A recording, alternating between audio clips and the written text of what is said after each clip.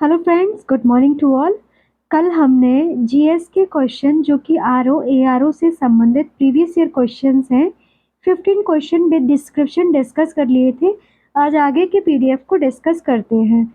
पूरा वीडियो ध्यान से देखिए। अगर वीडियो आपको अच्छा लगता है तो लाइक कर देना। चलो शुरू करते हैं, बाकी बातें बाद में करते हैं। तो कल हमने जो क्वेश्चन डिस्कस किया था 1902 या 1902 में किस वायसराय के अंतर्गत इंडियन यूनिवर्सिटी कमीशन की स्थापना की गई थी। तो ये बिल्कुल सही आंसर इसका हो जाएगा लॉर्ड कर्जन। इसके बारे में हमने आपको कल बता ही दिया था विस्तार से। अगर आप चाहो तो फिर से बता सकते हैं। 1901 में क्या हुआ था, भारत के उच्चतम शिक्षा विश्वविद्यालय अधिकारियों का एक सम्मेलन लॉर्ड कर्जन ने कहाँ बुलाया था, शिमला में बुलाया था। इसे शिमला सम्मेलन का नाम दिया गया। शिमला सम्मेलन ने पारित प्रस्ताव के आधार पर 1902 में थॉमस रेले की अध्यक्षता में, अब जो शिमला सम्मेलन हुआ था इसकी अध्यक्षता किसने की थी, थॉमस रेले ने, विश्वविद्यालय आयोग का गठन किया गया था लॉर्ड कर्जन के द्वारा। ठीक है, इस आयोग का उद्देश्य था विश्वविद्यालयों की अवस्था का परीक्षण करना और उनकी कार्य क्षमता तथा संविधान के सुधार के लिए सुझाव देना। और इन सुझाव के आधार पर भारतीय विश्वविद्यालय अधिनियम 1904 को पारित कर दिया गया था। तो ये लास्ट वीडियो के क्वेश्चन का रिकेप भी हो गया। अब नेक्स्ट क्वेश्चन डिस्कस करते हैं। नीचे दिए गए कथनों पर ध्यान दीजिए। कथन है असहयोग आंदोलन के फलस्वरूप। सबसे बड़ी बात ये आती है कि असहयोग आंदोलन जो घटना है वो कब हुई थी। तो आपके लिए ये होमवर्क है कि ये घटना कब हुई थी, आपको बताना है। 1990-20 में हुई थी या 1990-22 में हुई थी, ये आप कमेंट सेक्शन में जरूर बताइएगा। ठीक है, तो पहला कथन कहा गया है कांग्रेस सर्वप्रथम जन आंदोलन बनी। दूसरा कथन कहा गया है हिंदू मुस्लिम एकता में वृद्धि हुई। तीसरा कथन कहा गया है जनता के मन से ब्रिटिश शक्ति का भय हट गया। और चौथा कथन कहा गया है ब्रिटेन की सरकार भारतीयों को राजनीतिक रियायतें को देने को राजी हो गई थी। ठीक है, तो चार कथन कहे गए हैं जो कि असहयोग आंदोलन के फलस्वरूप कहे गए हैं। तो आपको ये रिलेट करना है कि असहयोग आंदोलन के फलस्वरूप कौन कौन से कथन सही हैं। तो इसका जो सही आंसर होगा वो कौन सा होगा, तो इसका जो सही आंसर होगा वो आपका हो जाएगा सी ऑप्शन। 1, 2, 3 जो कथन कहे गए हैं वो बिल्कुल सही गए हैं। क्या है इसमें, असहयोग आंदोलन के समय मुस्लिमों का सहयोग काफी सराहनीय रहा था। इससे हिंदू मुस्लिम एकता में वृद्धि हुई थी। जब आप कभी इतिहास पढ़ेंगे, अगर पढ़ते रहते तो आपको पता होगा जो भी हमारे भारत को आज़ाद कराने में सहयोगी थे वो मुस्लिम हिंदू बराबर के सहयोगी थे। आज के जैसा बिल्कुल भी पक्षपात नहीं होता था। आज की कम्युनिटी में हिंदूवादी आ गए, मुस्लिमवादी हो गए हैं, ऐसा पहले नहीं था। एकता दिखती थी हिंदू मुस्लिम की, जो बहुत वृद्धि हुई थी। असहयोग आंदोलन के पूर्व कांग्रेस मुट्ठी भर बुद्धिजीवियों का आंदोलन था, लेकिन असहयोग आंदोलन ने जन आंदोलन के रूप में बदल दिया। इस असहयोग के समय महात्मा गांधी ने 1 वर्ष में स्वराज का नारा दिया था। इस आंदोलन से भारतीय जनमानस में ब्रिटिश शक्ति का भय जो है लगभग समाप्त हो गया था। ठीक है, जिसकी चरम परिणति 1942 के भारत छोड़ो आंदोलन में देखने को मिली थी, जिसमें महात्मा गांधी के द्वारा डू एंड डाई का नारा दिया गया था, मतलब करो या मरो। ठीक है, ये भी क्वेश्चन पूछा जाता है तो याद रखिएगा। अगला क्वेश्चन है वह प्रांत जहां 1937 के आम चुनाव के बाद भारतीय राष्ट्रीय कांग्रेस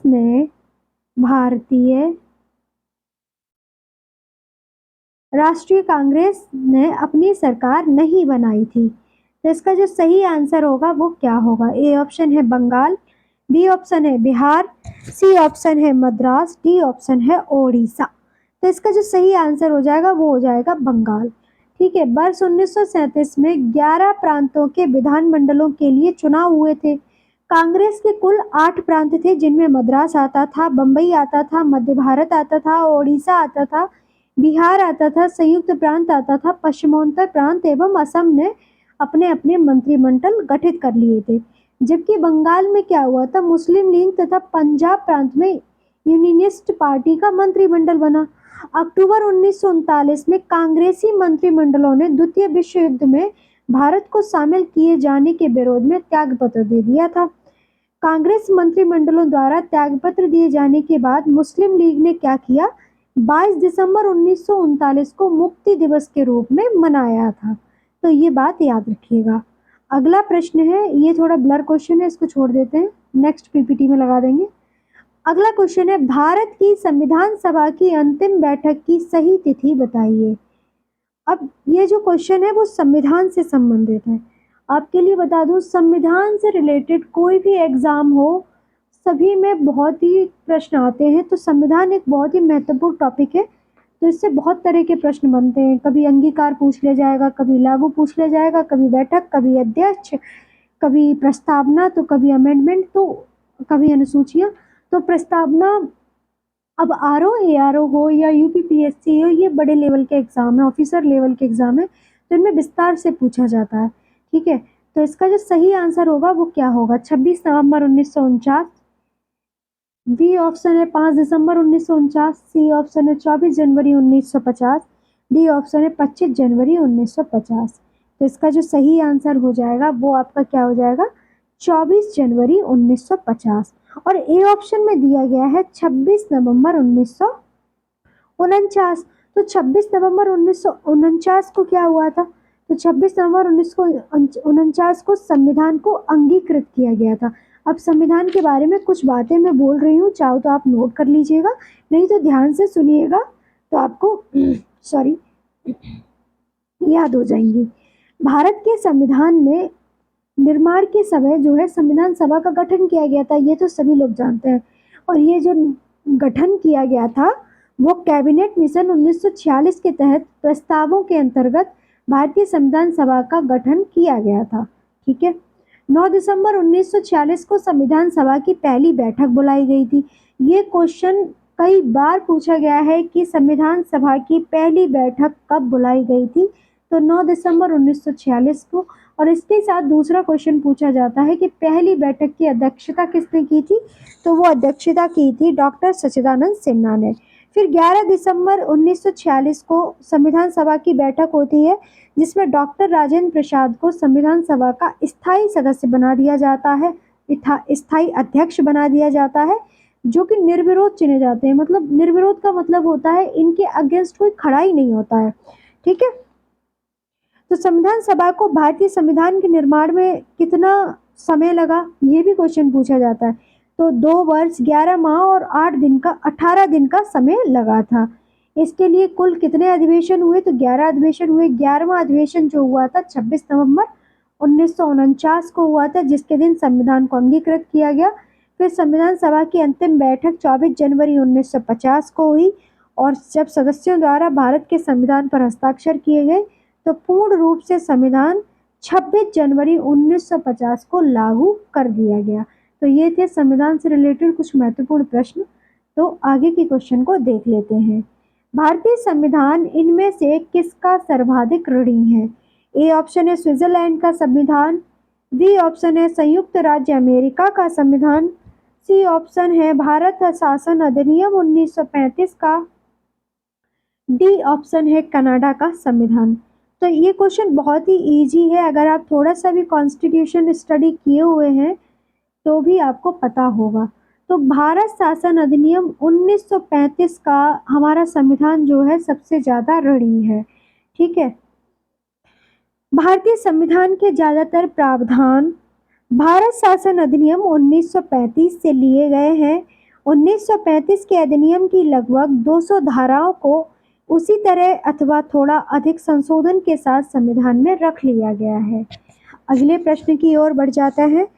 भारत के संविधान की किस अनुसूची के अधीन जनजातीय भूमि का खनन के लिए निजी पक्षकारों को अंतरण अकृत और शून्य घोषित किया जा सकता है। क्वेश्चन फिर से समझ लीजिएगा, भारत के संविधान की किस अनुसूची के अधीन जनजातीय भूमि का खनन के लिए निजी पक्षकारों को अंतरण, अकृत एवं शून्य घोषित किया जाता है। ठीक है, कौन सी अनुसूची होती है जिसमें जो जनजातीय भूमि होती है उसके खनन की अनुमति दी जाती है? ठीक, तो ए ऑप्शन है तीसरी अनुसूची, बी ऑप्शन है पांचवी अनुसूची, सी ऑप्शन है नौवीं अनुसूची और डी ऑप्शन है 12वीं अनुसूची। तो इसका जो करेक्ट आंसर हो जाएगा वो आपका हो जाएगा B option, B will be the correct answer, पांचवी अनुसूची। ठीक है, अब इसके बारे में बात करें अगर, तो भारत की संविधान की पांचवी अनुसूची में राज्यों के अनुसूचित क्षेत्रों और अनुसूचित जनजातियों के प्रशासन और नियंत्रण से संबंधित उपबंध हैं, जिसमें असम, मेघालय, त्रिपुरा व मिजोरम को छोड़कर इन राज्यों का उपबंध छठी अनुसूची में वर्णन है। अगर असम, मेघालय, त्रिपुरा व मिजोरम की बात करेंगे तो ये जो है ये छठी अनुसूची में है, बाकी जितने राज्य हैं वो पांचवी अनुसूची में हैं। इसी अनुसूची के अधीन जनजातीय भूमि का खनन के लिए निजी पक्षकारों को अंतकरण, अकृत और शून्य घोषित किया जा सकता है। पांचवी अनुसूची का मुख्य उद्देश्य अनुसूचित क्षेत्रों में रहने वाले आदिवासियों को उनकी भूमि और प्राकृतिक संसाधनों के अलगाव से गैर आदिवासियों को सुरक्षा प्रदान करना है। तीसरी अनुसूची की अगर बात करें तो भारत के विभिन्न पदाधिकारियों की शपथ का उल्लेख तीसरी अनुसूची में होता है, जो कि ए ऑप्शन में दी गई है। नवीं अनुसूची की बात करें तो राज्य द्वारा संपत्ति के अधिग्रहण की विधियां भारत के पहले संविधान संशोधन 1951 द्वारा जोड़ा गया है नवी अनुसूची।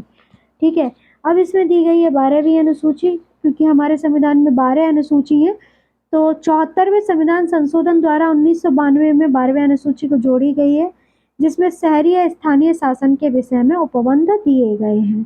ठीक है, अगला क्वेश्चन है भारतीय संविधान के 13वें अनुच्छेद का मुख्य उद्देश्य।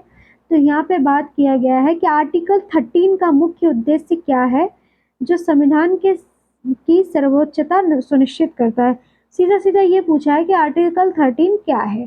तो ये ऑप्शन है राज्य के नीति निर्देशक तत्व, बी ऑप्शन है मौलिक कर्तव्य, सी ऑप्शन है मौलिक अधिकार और डी ऑप्शन है उपरोक्त सभी। तो इसका जो करेक्ट आंसर हो जाएगा वो हो जाएगा C option will be the correct answer, मौलिक अधिकार। ठीक है, तो इसका जो मतलब हुआ कि संविधान का अनुच्छेद 13 जो होता है वो क्या करता है, तो ये अनुच्छेद 13 के तहत राज्य ऐसी कोई विधि नहीं बनाएगा जो भाग 3 द्वारा प्रदत्त मूल अधिकारों को समाप्त या न्यून कर दे। ठीक है, इस प्रकार अनुच्छेद 13 का उद्देश्य क्या है, मौलिक अधिकारों के संविधान में संविधान की सर्वोच्चता सुनिश्चित करना। अगला प्रश्न है भारतीय संविधान के अनुच्छेद 21 का उल्लंघन होता है। ए ऑप्शन है अभियुक्त पर मुकदमा चलाने में राज्य असाधारण विलंब करता है, बी ऑप्शन है किसी प्रमाणित पागल को कारावास का दंड दिया जाता है, सी ऑप्शन है किसी नागरिक का पासपोर्ट अनिश्चित काल के लिए जब्त किया जाता है, डी ऑप्शन है उपरोक्त सभी। तो इसके जो 3 ऑप्शन दिए गए हैं बिल्कुल करेक्ट दिए गए हैं। आर्टिकल अनुच्छेद 21 जो है इसका उल्लंघन अगर ये तीनों चीजें कहीं जाए अगर हो तो क्या होता है, इनका उल्लंघन होता है। अगला क्वेश्चन है भारतीय राजनीतिक व्यवस्था में कार्यपालिका के अधीन रहकर कार्य करती है। बहुत अच्छा क्वेश्चन है ये। ए ऑप्शन है न्यायपालिका, बी ऑप्शन है विधान पालिका, सी ऑप्शन है चुनाव आयोग, डी ऑप्शन है संघ लोक सेवा आयोग। तो इसका जो करेक्ट आंसर होगा वो क्या होगा, तो V option is the correct answer. ठीक है, तो विधान पालिका जो होगा वो क्या करती है, कार्यपालिका के अधीन रहकर कार्य करती है राजनीतिक व्यवस्था में। ठीक है, अब इसके बारे में अगर बात करें तो भारत में संसदीय शासन व्यवस्था को अपनाया गया है, आप सभी लोग जानते हैं। ठीक है, जिसमें क्या होता है कार्यपालिका के सदस्य विधान पालिका के सदस्य होते हैं। कार्यपालिका लोकसभा के प्रति सामूहिक रूप से उत्तरदायी होती है। ठीक है, कार्यपालिका किसके प्रति उत्तरदायी होती है, लोकसभा के प्रति। कार्यपालिका तभी अपने पद पर रहती है जब तक उसे लोकसभा का विश्वास प्राप्त होता है। अगला क्वेश्चन है निम्न में से कौन सी एक यूएसए और भारत की संघ राज्य पद्धति के समान विशेषता नहीं है। ए ऑप्शन है केंद्र और राज्यों में शक्तियों का वितरण, बी ऑप्शन है सर्वोच्च न्यायालय का अस्तित्व, सी ऑप्शन है न्यायिक संगठन के 2 समुच्चय, डी ऑप्शन है लिखित संविधान। तो इसका जो सही आंसर हो जाएगा वो आपका हो जाएगा सी ऑप्शन, न्यायिक संगठन के दो समुच्चय। यूएसए और भारत की संघ राज्य पद्धति के समान विशेषता नहीं है। संयुक्त राज्य अमेरिका और भारत की संघ राज्य पद्धति की समान विशेषताएं हैं। दोनों देशों में संघ और राज्यों के बीच शक्तियों का वितरण है। अगर अमेरिका की बात करें तो अमेरिका में संघ की शक्तियों का उल्लेख कर दिया गया है तथा अवशिष्ट शक्तियां राज्यों के पास हैं। जबकि भारत की बात अगर करें तो भारत की शक्तियों के वितरण में 3 सूचियां हैं, संघ सूची, राज्य सूची तथा समवर्ती सूची, और अवशिष्ट शक्तियां संघ के पास होती हैं। दोनों देशों में सर्वोच्च न्यायालय है तथा दोनों देशों में लिखित संविधान है, परंतु भारत में इकहरी न्यायिक संगठन है जबकि अमेरिका में इकहरी न्यायिक संगठन नहीं है। यही अंतर है। ठीक है, अगला प्रश्न है, ये भी थोड़ा मिसप्रिंट हो गया है, तो अगले क्वेश्चन की ओर बढ़ जाते हैं। भारत का आर्थिक सर्वेक्षण प्रत्येक वर्ष सरकारी तौर पर प्रकाशित किया जाता है। तो इसका जो सही आंसर होगा वो हो जाएगा सी ऑप्शन, भारतीय सरकार के वित्त मंत्रालय द्वारा। भारत का जो आर्थिक सर्वेक्षण है सरकारी तौर पर किसके द्वारा प्रकाशित किया जाता है? तो भारत सरकार के वित्त मंत्रालय द्वारा ये प्रकाशित किया जाता है। अब इसके बारे में विस्तार से समझ लीजिएगा। प्रत्येक वर्ष संसद के बजट सत्र में बजट प्रस्तुत करने के पूर्व केंद्रीय वित्त मंत्री द्वारा पूर्व वित्तीय वर्ष की आर्थिक समीक्षा के आंकड़े संसद में प्रस्तुत किए जाते हैं। आर्थिक समीक्षा में पूर्व वित्तीय वर्ष के बजट के संशोधित अनुमान प्रस्तुत किए जाते हैं जो वास्तविकता के निकट होते हैं और आगामी बजट निर्माण हेतु आधार का कार्य करते हैं। इस समीक्षा के आधार पर ही सरकार के विभिन्न विभाग अपनी नीतियां निर्धारित करते हैं। आर्थिक सर्वेक्षण में केंद्रीय सांख्यिकी संगठन द्वारा संकलित किए गए आंकड़ों को भारत सरकार के वित्त मंत्रालय द्वारा प्रकाशित किया जाता है। भारतीय रिजर्व बैंक द्वारा प्रतिवर्ष मौद्रिक एवं साख नीति का प्रदर्शन किया जाता है, जबकि गैर संवैधानिक निकाय योजना आयोग पंचवर्षीय योजनाओं का ड्राफ्ट तैयार करता है। अगला क्वेश्चन है, भारतीय केंद्र सरकार के बजट में राजकोषीय घाटे से ब्याज भुगतान घटाने पर प्राप्त होता है। ए ऑप्शन है डेफिसिट फाइनेंसिंग, बी ऑप्शन है बजटीय घाटा, सी ऑप्शन राजकोषीय घाटा, सी ऑप्शन है प्राथमिक घाटा। तो इसका जो सही आंसर हो जाएगा वो आपका हो जाएगा प्राथमिक घाटा। भारत सरकार के बजट में घाटा कई प्रकार का होता है। ठीक है, ये बात ध्यान रखिएगा। भारत सरकार में बजट घाटा जो है कई प्रकार का होता है, जैसे राजस्व घाटा, बजट घाटा, राजकोषीय घाटा, प्राथमिक घाटा। अब बजट घाटा क्या होता है? बजट घाटा समझने के लिए आपको बहुत ध्यान से सुनना है कि कुल प्राप्ति जो होती है, जैसे कि राजस्व की और पूंजीगत प्राप्ति की जो कुल प्राप्ति होती है उसकी तुलना में कुल व्यय, राजस्व और पूंजीगत व्यय की अधिकतम को बजट घाटा कहा जाता है। राजस्व घाटा क्या होता है? राजस्व प्राप्ति की तुलना में राजस्व व्यय की अधिकतम को क्या कहते हैं? राजस्व घाटा कहते हैं। जैसे राज्य ने टैक्स को इकट्ठा कम किया और पे ज़्यादा कर दिया तो ये क्या हो गया? राजस्व घाटा हो गया।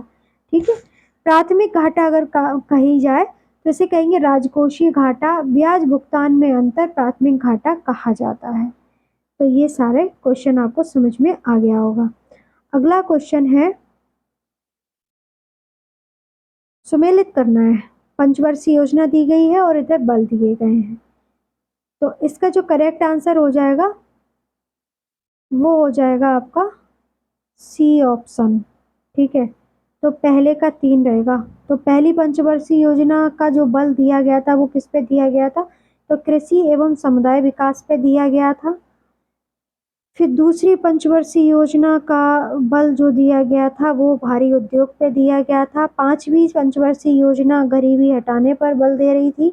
9वीं पंचवर्षीय योजना जो है खाद्य सुरक्षा एवं महिला सशक्तिकरण पर ध्यान दे रही थी।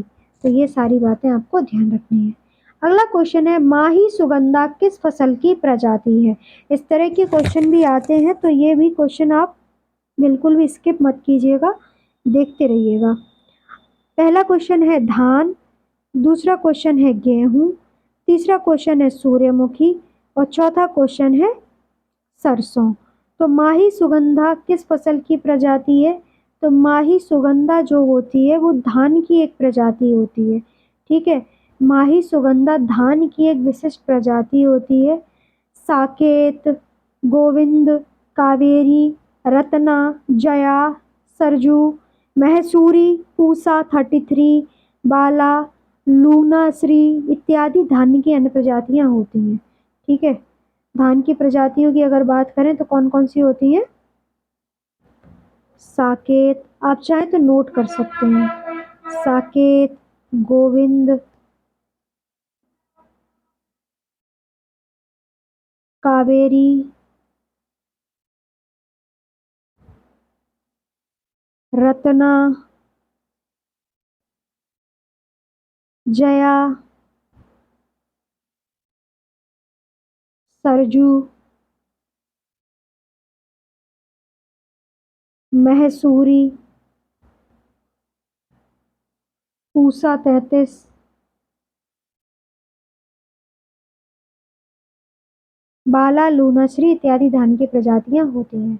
अगला क्वेश्चन है प्रधानमंत्री मुद्रा योजना का लक्ष्य क्या है। Most important question. सबसे बड़ी बात, मुद्रा की फुल फॉर्म क्या होती है। तो मुद्रा की फुल फॉर्म क्या होती है, सबसे पहले आपको ये जान लेना अति आवश्यक है। तो माइक्रो, नोट कर लीजिएगा, कभी पूछ ली जाए तो आपको नोट करनी है। Micro units development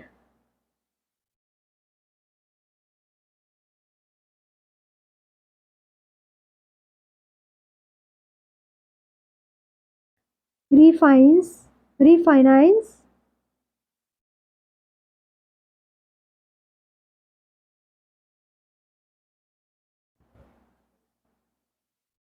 agency.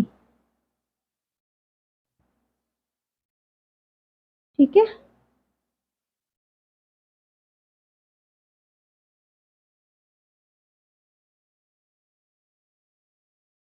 थोड़ा छोटा कर ले, कलर चेंज कर लेते, ब्लू कलर कर लेते हैं। तो मुद्रा की फुल फॉर्म क्या होती है, micro units development refinance agency. तो ये क्वेश्चन मोस्ट इंपॉर्टेंट हो गया, मुद्रा की फुल फॉर्म।